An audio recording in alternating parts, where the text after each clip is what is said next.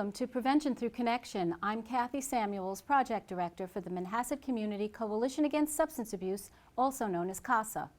While the minimum drinking age is 21, many teens consume and abuse alcohol by binge drinking or having 5 or more drinks within a few hours. The stakes are high for today's youth, as alcohol and other risk behaviors cause death, injury, impair judgment, and increase the risk of physical or sexual assault.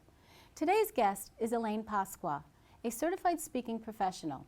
Since 1997, Elaine has presented programs about the negative effects of high-risk behaviors to thousands of students at over 500 colleges, universities, and high schools across the United States. Elaine is a 5-time nominee for Best Speaker of the Year for Campus Activities Readers' Choice Awards and has been a keynote speaker for the NCAA, and she provides player development training for the NFL, the NBA, several NFL teams, including the New York Giants and Jets, as well as the New York Mets. Elaine is the author of #Mom I Got This, Building Your Legacy in College and Beyond, and she is a contributing columnist for the Campus Activities magazine, Real Life on Campus. She co-wrote, directed, and produced the video, Be Aware of the Risks of Date Rape Drugs, which has been viewed over 830,000 times on YouTube. Welcome, Elaine, and thank you for joining us here today on PATV. Thank you. It's a pleasure to be with you. Thanks. So, here on Long Island, we are seeing that 53% of seniors in Nassau County are reporting drinking in the past 30 days. We're also seeing 36% of 10th grade students. What is it that drives teens to use alcohol? Well, there's a few things. One is the perception. So they feel that everybody's doing it because when they come to school on Monday morning, they're hearing all the stories of the outrageous behavior. We don't share the stories of students who are just sitting and having a nice time talking at parties, or students who are going to the movies. So it's that social norming where they believe everybody's doing it, so then they want to engage in that. So they put pressure upon themselves. The number one reason why college students drink, because I speak at a lot of colleges too, is to loosen up in a social setting. And that probably comes down with the high school students as well. So they're not feeling comfortable socializing without that social lubricant, and they need to learn how to socialize face-to-face. I feel like technology is interfering with that. Everybody's looking at their smartphones now. They're sitting shoulder to shoulder, so they're not socializing eye to eye, and they're not learning how to be able to talk to one another comfortably. How is technology influencing that party scene today? Well, it's influencing it, in many ways. One is that they're losing their ability to socialize face-to-face. And two, they're posting everything on social media. And so when they're posting, they're not understanding that they're ruining their reputations and they're ruining their future judgments, or people that are looking at them for colleges and whatnot, see these kids that are sitting there with drinks in their hands, they may not want to consider them for college. So, and then again too, with social media, they can get the word out to people very quickly that there's a party going on. So perceptions in the minds of teens are that there are more people drinking and partying than maybe there really are. Yes, because they're seeing that, because the students are posting it, so everybody else is sitting there going, oh, well, this is what I should be doing, right, and they want to join in. So tell us a little bit about the difference between, let's say, an adult who's at home, who's responsibly drinking, and the way kids are high-risk drinking today. Because it's legal for adults to drink, they consume alcohol more responsibly. So you might see a parent or adult who's sitting there and having maybe a couple glasses of wine through dinner, or maybe having maybe 2 or 3 beers over the course of 2 hours, 3 hours. They're not downing it quite as quickly. But for students who are underage drinking, they are sneaking it. So they're all gathering maybe before a party or whatever. They're kind of front-end loading, and they're drinking it very, very quickly. And they're putting themselves at risk. I've talked to students who are maybe saying, I did 5 shots within a 10-minute period of time, not understanding that 1.5 ounces of hard liquor is equivalent to 1 alcoholic beverage. So they're putting themselves at risk because the body can only clear 1 drink an hour. Tell us a little bit about what alcohol is doing to the teen brain. So, as they're binge drinking and taking 5 shots of alcohol at once. What exactly is happening in the brain? Well, what happens to teenagers and adults, everybody, is that because the body can only clear 1 drink an hour, when we start flooding the alcohol with larger quantities than that, flooding alcohol into the brain with larger quantities than that, then what happens is you start to shut down one area of the brain after another. So the area of the brain that shuts down first is the prefrontal cortex, which is right here behind the forehead, and it's in charge of your higher rational thinking, impulse control, long-term planning, emotions, being able to read social cues. So there's many different factors, and this is why students get involved in situations that they would not normally get involved with, or getting involved in regrettable situations. And then after that, we shut down the area that regulates the amount of fluid in our body, so we urinate out more fluid than we take in. And so we dehydrate the brain and we dehydrate the body, and that's why people feel so poorly the next day. And so dehydrating that body. So, you know, we hear a lot about kids going out on a Friday night and then they have practice, let's say, for athletics the next day. Right. Tell us a little bit more about the athlete. What does it mean for the athlete? Well, for the athlete, what's happening is they are actually lowering the amount of testosterone for both males and females, which is needed for muscle recovery and muscle repair. They are also lowering the amount of human growth hormone, which is needed for muscle recovery and muscle repair, and they also lower the amount of ATP, which is needed for muscle endurance and muscle energy. So one night of that high-risk drinking or that binge drinking will negatively affect a person's mental clarity and physical ability for the next day. And 2 nights in a row, well, actually for 3 days, I'm sorry, and then if you do 2 nights in a row of it, you negatively affect both of those for the next 5 days. So they're not going to perform as well. Even a person that works out and then they have a few drinks afterwards, they will cancel all the benefits that they got from that workout because of the alcohol.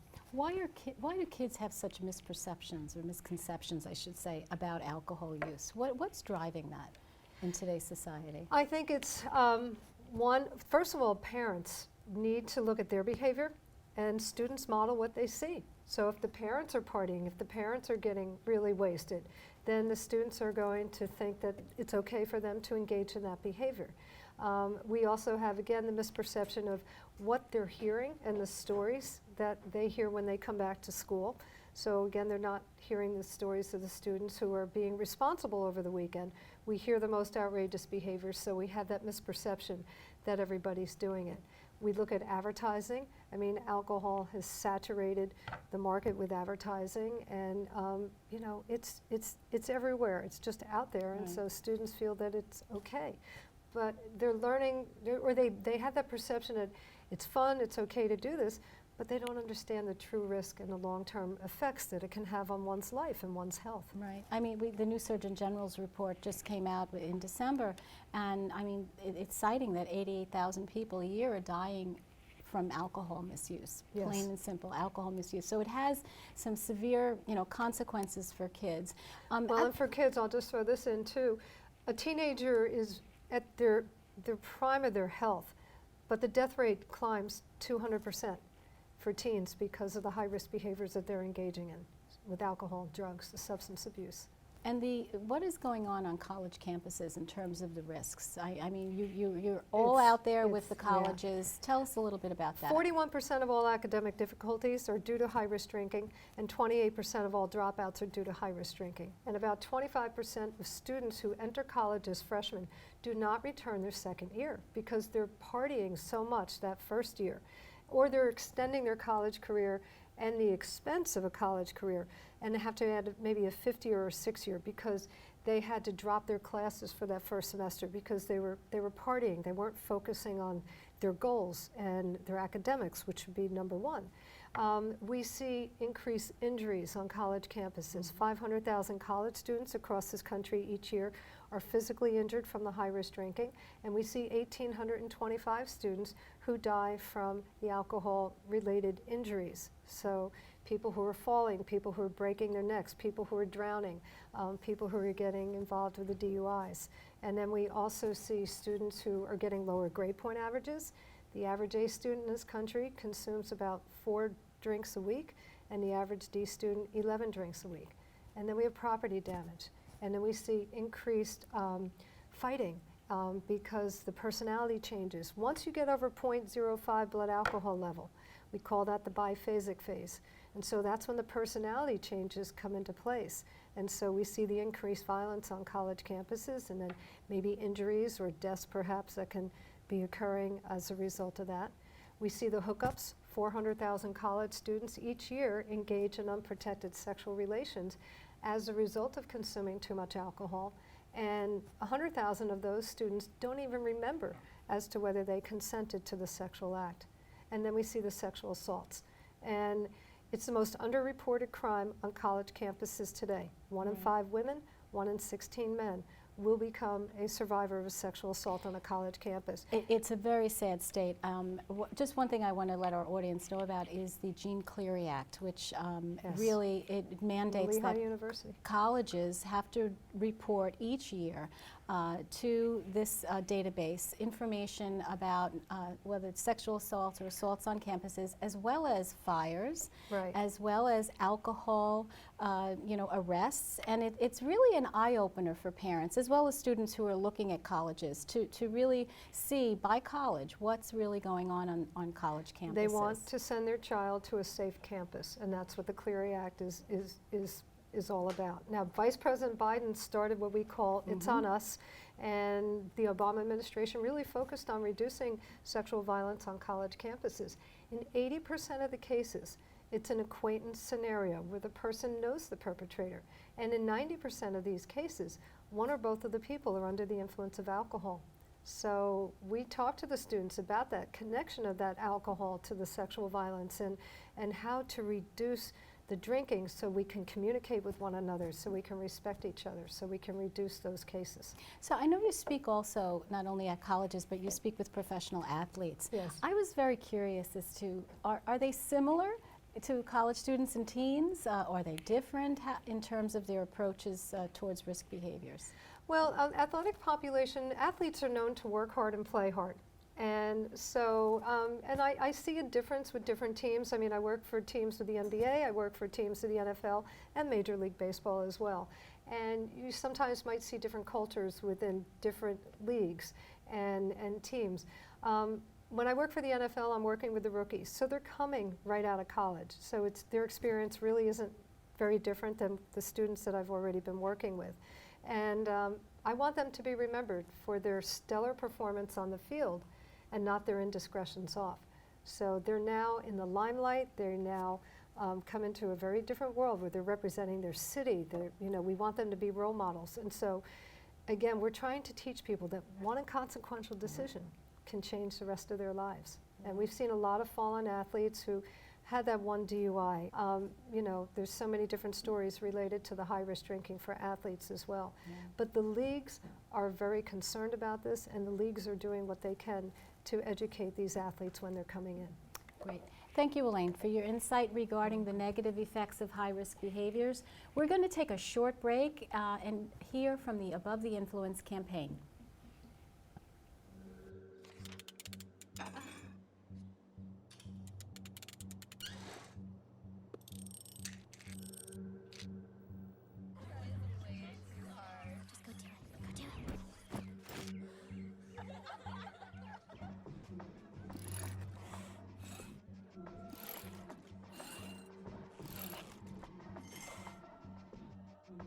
If you're not in control, then who is? Live above the influence. Welcome back to the second half of our program with Elaine Pasqua. Elaine has spoken to professional athletes and thousands of teens and young adults across the United States about the negative effects of high-risk behaviors. Elaine, at this time, we would like to turn to our teens here at the studio who would like to ask you a few questions. Okay. Hi, I'm Aaron Badmer. I go to South High School, and my question is, what strategies are there for teens who drink like they don't want to use alcohol when everybody else is at a party? Okay, first of all, somebody should feel really confident and come into that party and just say, these are the parameters that I set for myself, and I'm not going to cave into any peer pressure. And if they act more casual, it's easier. It doesn't create a scene where people are trying to pressure them as much. And if people say, well, why don't you want to drink? You can just say, I have a sporting event tomorrow. I have to get up early. My mom will kill me. I really don't feel like it. If somebody hands you a drink, you can go into the bathroom and pour it down the sink and fill it up with water. You can just nurse a drink and just let it sit there in your hand if somebody hands you a drink. If you're feeling uncomfortable there, remove yourself from the party. You can call Uber, you can call your parents to get out. And one of the things too that I think is a good strategy is learning to sit back and look at the behavior. I have a friend who taught at a college and about alcohol, and he assigned his students to go out to parties over this one particular weekend, bring a journal with you, and know you're not to drink any alcohol. Every hour on the hour, make an observation in that journal of how you were feeling, what you were experiencing. And it was really interesting to see what was coming in. They felt uncomfortable at first, then they saw how people were disrespectful, how ugly the night was getting, how things were really deteriorating. And many of them came away from that experience saying, I would never put myself in this situation again. So stepping back and observing it is really crucial too. So, Thank you. you're welcome.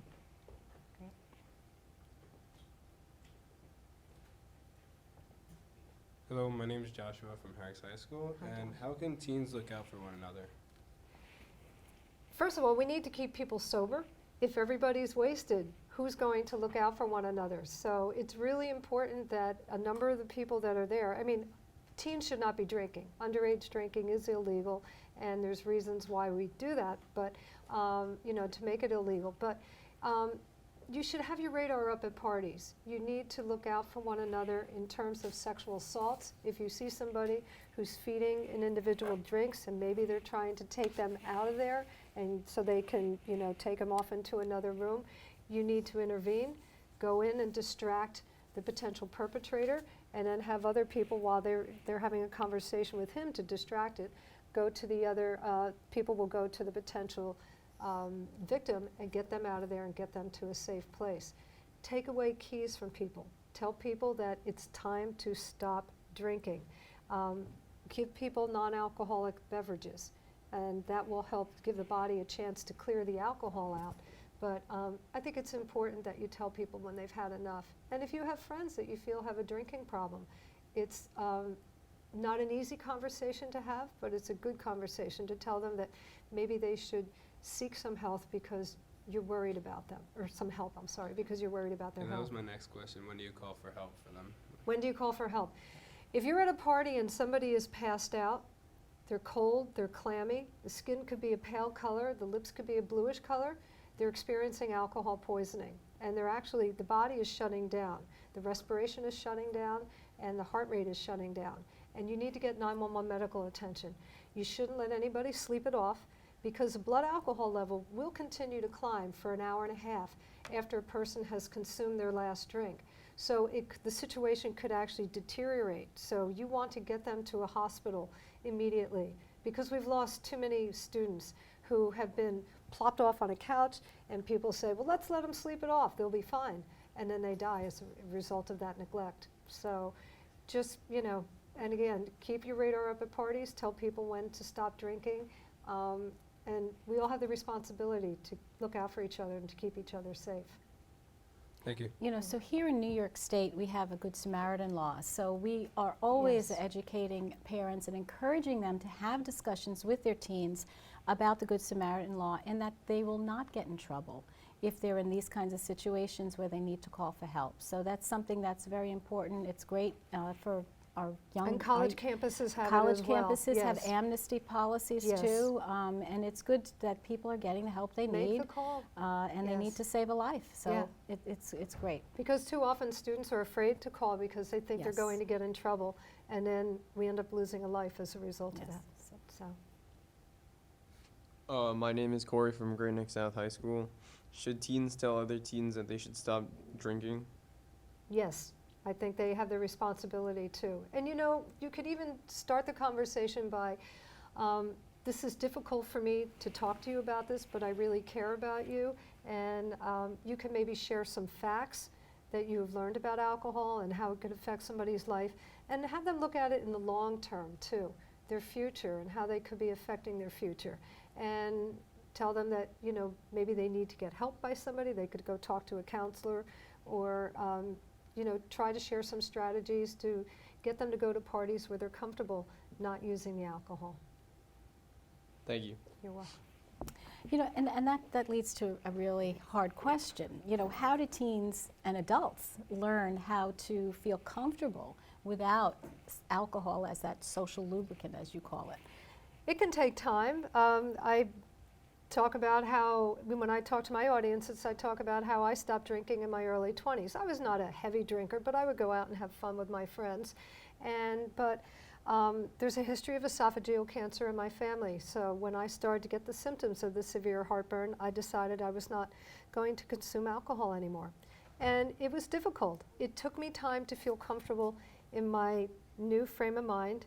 And after a while, I became so comfortable with myself that I go to parties now and people come up to me and go, "You don't drink?" And I say, "No, I haven't drank in years." And they say, "But you're so crazy." And I said, "Well, I like myself." So the thing is that I think people need to feel comfortable without it. And also look at your life the day after you have a lot of alcohol. Are you having a hard time getting out of bed? Are you fuzzy? Are you feeling hungover? And I spring out of bed. I remember everything that I did. I am energetic. I'm productive. And that's a lot of it, is still remaining productive in our lives. Absolutely. So, and just honoring our bodies and honoring our health. And so I think if people could think about how negative, or the negative consequences of the alcohol and what it does to their bodies, to the liver, to the brain, maybe they would be more prone to. Yeah, I think with today's science, we're finding, every day a new development on things we didn't know with regards to the brain, Yes. as well as every organ in the body. Right. I wanted to come back to a couple of the new trends that we're seeing. We hear a lot of coming out right now about caffeinated drinks and alcohol. Can you tell us a little bit about that and why that's such a danger for kids to mix? And we won't name products. Sure.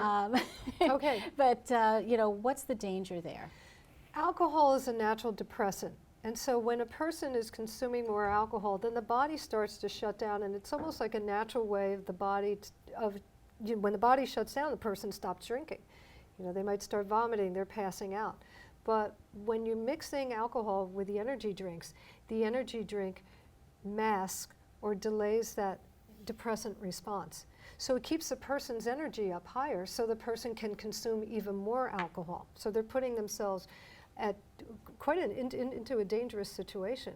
So we see that people that do mix the energy drinks with the alcohol have higher risk of getting into car accidents. We see more injuries.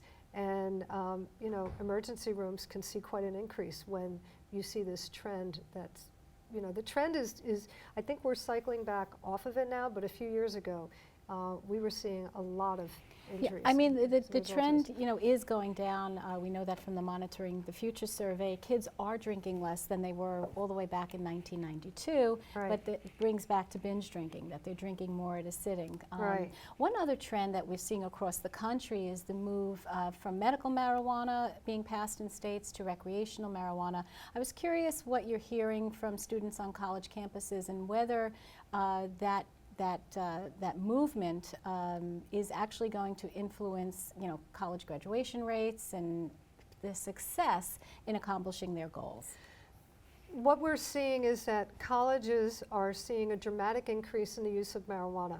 And when I talk to students about it, they share with me that they have the misperception that marijuana is safe because of the medicinal marijuana, but they don't know that there's a difference between medicinal marijuana and marijuana that's sold recreationally.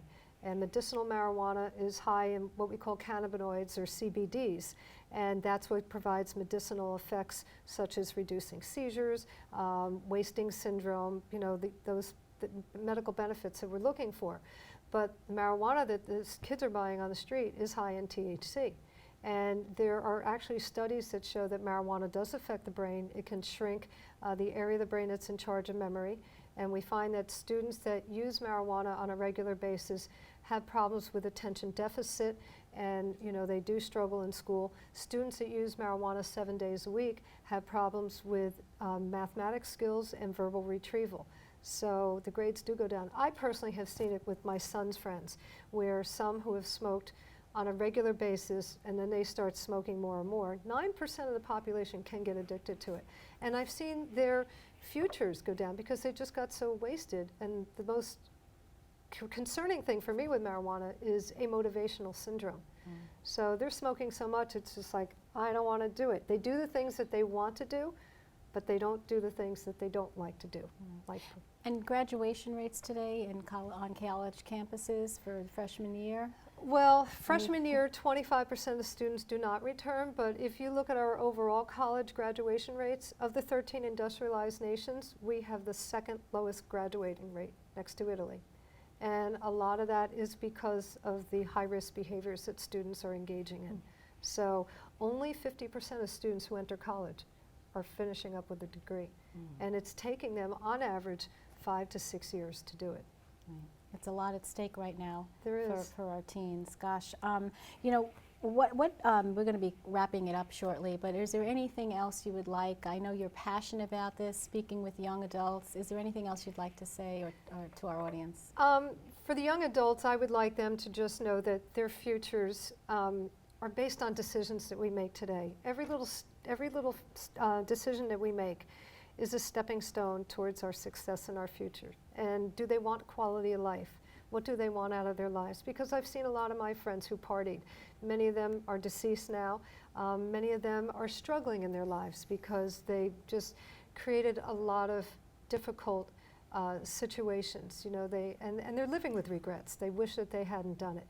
And parents can really influence their kids, talk to their kids, tell them what they expect of them, and set parameters for themselves. Because I found that kids who don't abuse alcohol, I would say to them, well, why didn't you really drink? And they said, because my mother told me she would kill me. And so, but parents can have an effect, and I think that we should not be afraid to parent our kids and talk to our kids. Absolutely. In fact, that's one of the leading reasons kids don't drink. And Elaine, thank you so much You're for welcome. It's a joining us pleasure. today. Time is up for our program. Again, we thank Elaine Pasqua for her work to help teens and young adults choose healthy and positive alternatives to risk behaviors. As much as at stake for the youth of our communities as well as our country. We hope today's program has helped teens understand the importance of making positive choices when it comes to alcohol, drugs, and risk behaviors. For additional resources about substance abuse prevention, please go to our website at manhassetcasa.org or like us on Facebook. Until next time, this is Kathy Samuels from Manhasset Casa, wishing you and your family a healthy and safe tomorrow. Thank you.